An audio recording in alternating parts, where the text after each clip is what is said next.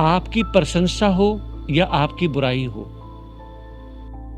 जो पेशेंस रखने वाले लोग होते हैं वो प्रशंसा की तरफ भी ध्यान नहीं देते हैं, क्योंकि प्रशंसा को वो एक मीठा जहर मानते हैं कि जिस प्रकार से निंदा सुनने से हमारी आत्मा में जहर चला जाता है, हम लड़ने के लिए, मारने के लिए, पीटने के लिए, क्लेश करने के लिए, गुस्सा करने के लिए तैयार हो जाते हैं कि लक्ष्मी आती है तो भी ठीक है और आपके पास गरीबी है तो भी ठीक है। अमीरी हो तो आप अमीरी में जिए, दान करके जिए, कहीं पैसा खर्च करके दिए, अनाथालय में खर्च करें, वृद्धाश्रम में खर्च करें, इन दीन दुखियों के ऊपर खर्च करें।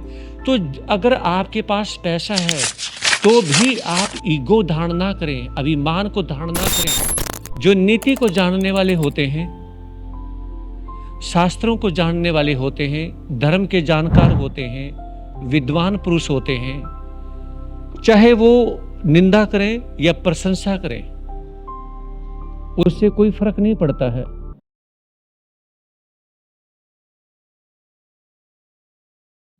नीति शास्त्र में विद्वानों ने कहा कि जो धीर पुरुष होते हैं उनकी मुख्य 3 बातें होती हैं। संस्कृत के श्लोक के माध्यम से फरमाते हुए क्या कहा? निंदन्तु नीति निपुणा यदि वा स्तुवन्तु लक्ष्मी ही समाविशतु गच्छतु वा यथेष्टम अधेव वा मरणमस्तु युगांतरे वा। न्यायतपथ्य है विचलती पदम न धीरा। नीति लोग निंदा करें या प्रशंसा, जो नीति को जानने वाले होते हैं, शास्त्रों को जानने वाले होते हैं, धर्म के जानकार होते हैं, विद्वान पुरुष होते हैं, चाहे वो निंदा करें या प्रशंसा करें, उससे कोई फर्क नहीं पड़ता है। मतलब आगे फरमाया कि लक्ष्मी इच्छानुसार आ जाए या इच्छानुसार वो चली जाए, या आज ही मरण हो जाए या युगों युगों तक हम जीते रहें, तो धीर पुरुष इन 3 बातों से कभी विचलित नहीं होते हैं। मतलब साफ है कि 3 बातें हैं,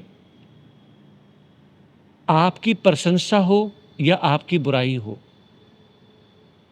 जो पेशेंस रखने वाले लोग होते हैं वो प्रशंसा की तरफ भी ध्यान नहीं देते हैं, क्योंकि प्रशंसा को वो एक मीठा जहर मानते हैं कि जिस प्रकार से निंदा सुनने से हमारी आत्मा में जहर चला जाता है, हम लड़ने के लिए, मारने के लिए, पीटने के लिए, क्लेश करने के लिए, गुस्सा करने के लिए तैयार हो जाते हैं। उसी प्रकार से प्रशंसा सुनने से वो एक ऐसा मीठा जहर है जो हमें आत्ममुग्ध कर देता है। जो हम मुंह मियाँ मिट्ठू बन जाते हैं, तो महापुरुष ये कहते हैं कि आप क्या नहीं करें, कोई निंदा करे तो भी आप विचलित ना हो और कोई प्रशंसा करे तो भी विचलित नहीं होना है।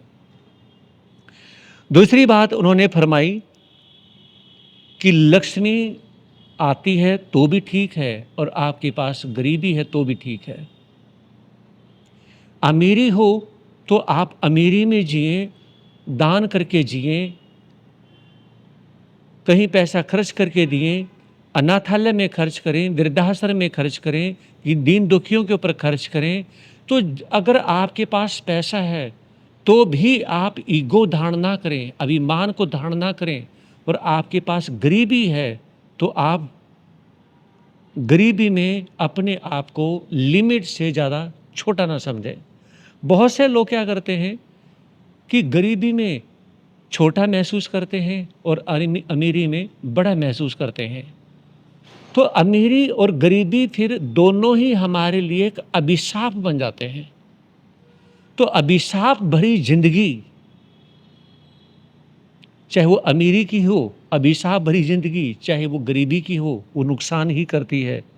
और तीसरा कि जब भी मौत आए तो आ जाए। फरमाया कि मौत के आने से हमें कोई परेशानी नहीं। और या कोई कहे, कोई पंडित कहे, कोई महात्मा कहे, कोई संत कहे, कोई भी युग पुरुष कहे कि तुम बहुत लंबे समय तक जीते रहोगे, तो ऐसा सुनने के बाद में फूल की तरह फूल के कुप्पा नहीं होना, और आज ही मरण होना है तो उसमें सैड नहीं होना, परेशान नहीं होना। तो इसलिए महापुरुष फरमाते हैं कि इन 3 बातों में कभी भी अपने धैर्य को खोना नहीं चाहिए, और जो धीर पुरुष हैं, पेशेंस पुरुष हैं, वो कभी अपने आपे को, अपना आपा खोते नहीं हैं, और दुख में, सुख में सँभाल के रखते हैं। तो सभी भाई-बहन इस पेज को फ़ॉलो करें।